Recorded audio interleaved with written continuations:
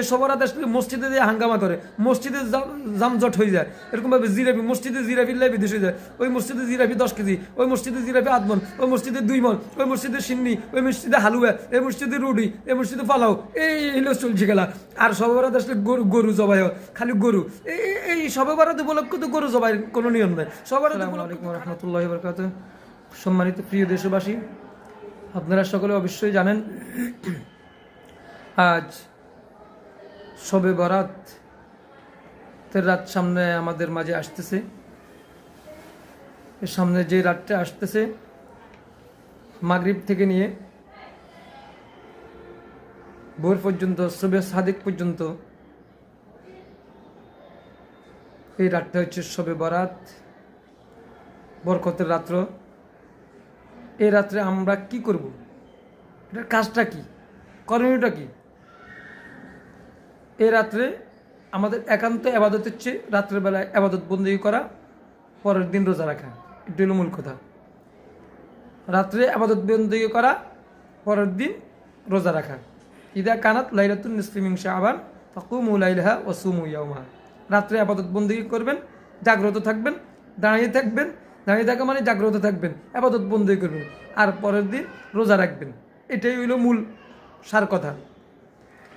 এখন কি করবেন? রাত্রে আল্লাহর রাজি খুশি মোতাবেক আবাদত বন্দী করবেন, নফল নামাজ আদায় করবেন। আপনার যে গুনাহ হয়েছে, গুনাহগুলা করেছেন, গুনাহ হয়েছে, এই গুনাহের জন্য আল্লাহর নিকট ক্ষমা চাইবেন, আল্লাহর নিকট রিজিক চাইবেন, আল্লাহর নিকট যত কিছু আছে সব কিছু চাইবেন। এরপর দিন রোজা রাখবেন।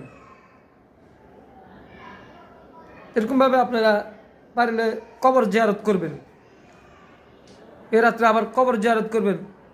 মুর্দাদের জন্য আপনার তাদের কাছে তাদের রুহানে সব পাঠাবেন, তাদের মাগফিরাতের জন্য দোয়া করবেন, নিজের মাগফিরাতের জন্য দোয়া করবেন। আত্মীয় স্বজন, প্রতিবেশী, আশপাশে যে কবরগুলো আছে সেগুলো যাইয়া জিয়ারত অবশ্যই করবেন, তাদের জন্য দোয়া করবেন। তাইলে যে আমরা এখন এ রাত্রে আমরা কি করব? এ রাত্রে একান্ত আবাদতগুলো হচ্ছে এটাই, আল্লাহর রাজি খুশি মোতাবেক আবাদত বন্দী করবেন, নফল নামাজ আদায় করবেন, কৃত গুনাহের জন্য আল্লাহর নিকট ক্ষমা চাইবেন, অনুতপ্ত হবেন, আল্লাহর নিকট রিজিক চাবেন, জায়েজ যত সবগুলো আছে সব বিষয়গুলো আল্লাহর কাছে চাবেন। পরের দিন রোজা রাখবেন আর কবর জিয়ারত করবেন। আর শবে বরাত উপলক্ষে নির্দিষ্ট কোনো আবাদত নাই। 8 রাকাত নফল নামাজ পড়তে হবে, 4 রাকাত পড়তে হবে নির্দিষ্ট সূরা দিয়ে, তারপরে 12 রাকাত পড়তে হবে, অথবা বিভিন্ন মকসুদুল মুমিন, বিভিন্ন ফাজাইলের বইয়ের ভিতরে অনেক সময় থাকে এগুলা। মহিলারা, বিশেষ করে মহিলারা এগুলা বাড়ি ঘরে এগুলা পড়ে পড়ে তারা কি করে, ওই নির্দিষ্ট এই নামাজ পড়ে।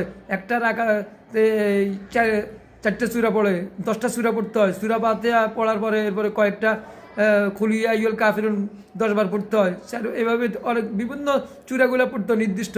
এগুলা কোনো আসলে নিয়ম না।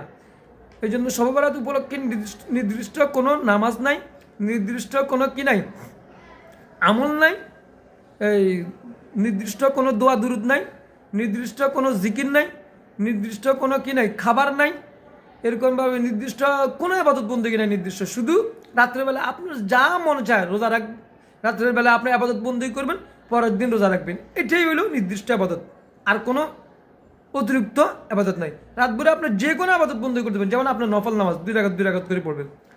রাতভরে নফল নামাজ আপনি যত বেশি করে পড়তে পারেন পড়বেন। 2 রাকাত করে আপনি নফল নামাজ যা মনে চায় পড়বেন।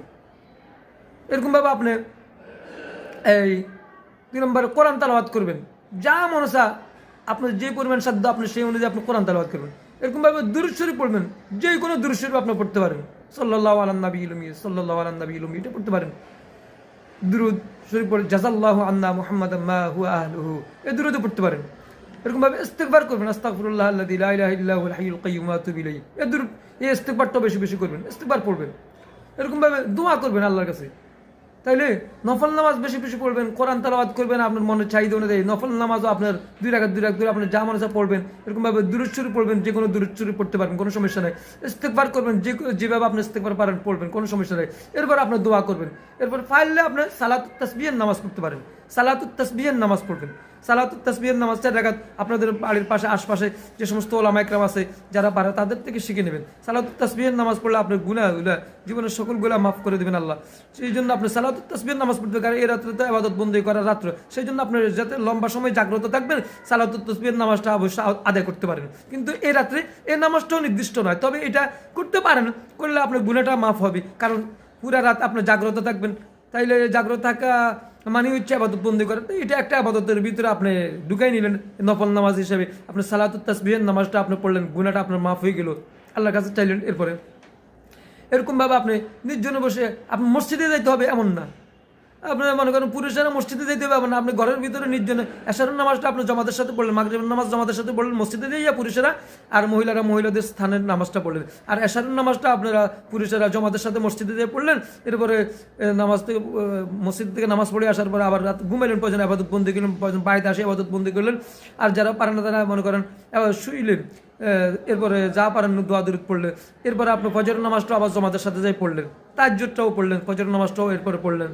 এরকমভাবে আপনি মসজিদে আবাদত বন্দি করতে, অনেক সময় দেখা যায় এই সবার আসলে মসজিদে যে হাঙ্গামা করে, মসজিদে জামজট হয়ে যায়। এরকমভাবে জিরাপি, মসজিদে জিরাপির লাই বিদেশ হয়ে যায়, ওই মসজিদে জিরাপি 10 কেজি, ওই মসজিদে জিরাপি 8 মণ, ওই মসজিদে 2 মণ, ওই মসজিদে সিন্নি, ওই মসজিদে হালুয়া, এই মসজিদে রুটি, এই মসজিদে পালাও, এই হলো চলছে গেলা। আর সবার আসলে গরু জবাই, খালি গরু। এই সবে বরাত উপলক্ষে তো গরু জবাই কোনো নিয়ম নেই, সবার উপলক্ষে আবার গরু জবাই করতে হবে কেন? নির্দিষ্ট খাবার আছে, একটা রাত নির্দিষ্ট একটা খাবার আছে, সেটা হচ্ছে মুহররমের 10 তারিখে।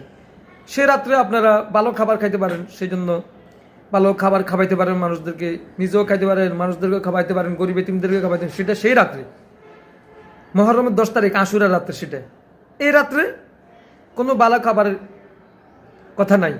ভালো খাবার তো আমরা সবসময় খাই, ভালো খাবার তো সবসময় যেভাবে খাবার খান সবার রাত উপলক্ষ সেভাবে খাবার খাবেন। নির্দিষ্টভাবে গরু জবাই করতে হবে কেন, জিরাবি রাঁধতে হবে কেন, জিরাবি করতে হবে কেন, গোস্ত রান্না করতে হবে কেন, রুটি বানাইতে হবে কেন, সুজি বানাইতে হবে কেন, অনেক কিছু করে দিয়ে তো খাওয়ার পর একদম টাইট হয়ে যাবে, এরপরে ঘুম আসবে, ঘুম নাক টান টানে এরপরে ঘুম আসবে, এরপর তো আর আবাদত বন্দি করতে পারবেন না। এই রাত্রটা তো আবাদত বন্দি করার রাত্র, আবাদত বন্দি করবেন, আল্লাহর কাছে কান্নাকাটি করবেন, চাইবেন, যা মনে চায় এই রাত্রে নিতে পারবেন। এই রাত্রে বাজেট করার রাত্র, এই রাতটা হলে শুধু আল্লাহর কাছে বাজেট করা রাখবেন। বাজেট করার রাত হইলো এই রাতে। এখন যদি এই রাত্রে যদি বাজেট না করে আমরা শুধু খাইটাই বালা করে ফ্যাট ভরে খাইটাই ঘুমে যান, তার বাজেটটা হবে? বাজেটটা কীভাবে করবেন নাকি? বাজেটটা কীভাবে করবেন? ওই জন্য এই রাত্রে আপনাকে আবাদত বন্দি করার জন্য যত পন্থা, সে আবাদত বন্দি করবেন, কান্নাকাটি করবেন, আল্লাহর কাছে চাইবেন। ওই জন্য খাইয়া ভালো করে ঘুমাইলে, নাকটানি ঘুমাইলে তো আর আবাদত বন্দি করতে পারবেন না, আল্লাহর কাছে চাইতে পারবেন না। সেই জন্য আমরা আল্লাহর কাছে ছোট হইয়া, রুজু হইয়া, মোতাবাজ্জু হইয়া, আল্লাহর কাছে খাটো হইয়া, ছোট হইয়া আবাদত বন্দি করে আল্লাহর কাছে আমরা চাবো, আল্লাহ আমাদেরকে আমাদের চাওয়াগুলো দিবেন ইনশাল্লাহ। ওই জন্য আমরা এ রাত্রটাকে সঠিকভাবে, সঠিক পন্থায়, এনপরাদিভাবে আবাদত বন্দি করে আল্লাহর কাছে সব কিছু আমাদের প্রয়োজনীয় চাহিদাগুলা নেওয়ার তৌফিক দান করবে, সেই হিসেবে আমরা আবাদত বন্দি করবো ইনশাল্লাহ। শবে বরাত উপলক্ষে নির্দিষ্ট কোনো খাবার নাই, কোনো আমলও নাই নির্দিষ্ট, এবং নির্দিষ্ট কোনো ওয়াজও নাই, কোনো আবাদত বন্দিগি নেই নির্দিষ্টভাবে, এবং মসজিদে যাওয়া সেটাও নাই। তবে হ্যাঁ, মসজিদে হয়তো অল্প কিছুক্ষণ ওলামা একরাম ওয়াজ করে আপনাদেরকে বুঝিয়ে দেন, সেই জন্যই যাতে আপনারা আমলগুলো সঠিকভাবে করতে পারেন। এই রাতটা কীভাবে কাটাবেন, কীভাবে আবাদত বন্দি করবেন, সেজন্য আপনাদেরকে অল্প কিছুক্ষণ আপনাদেরকে দিক নির্দেশনা দেওয়ার জন্য আলোচনা করে থাকেন, সেটা ঠিক আছে, ওটা সমস্যা নেই।